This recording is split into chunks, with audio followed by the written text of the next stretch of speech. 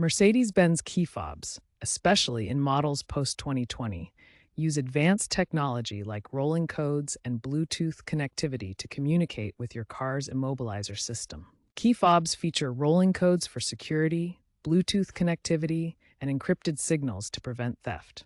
Resyncing is needed when this communication fails, often due to a dead battery, signal interference, or software glitches. Resyncing reestablishes this secure connection by generating a new code cycle. As of 2025, many newer models can be resynced remotely via the Mercedes Me app, using digital key technology and over-the-air updates.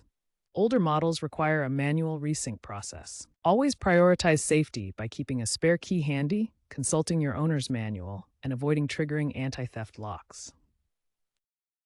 For older Mercedes models before 2015, and some newer ones, manual resyncing involves inserting the key into the ignition, turning it to position 1 for accessories, then back to off rapidly, repeating this 5 to 10 times within 10 seconds.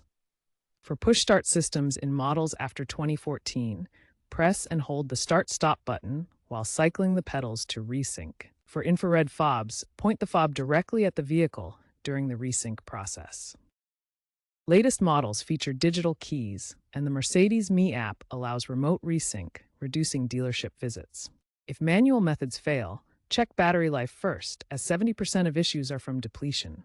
Verify fob frequency is 315 MHz, and a faulty immobilizer may require professional help.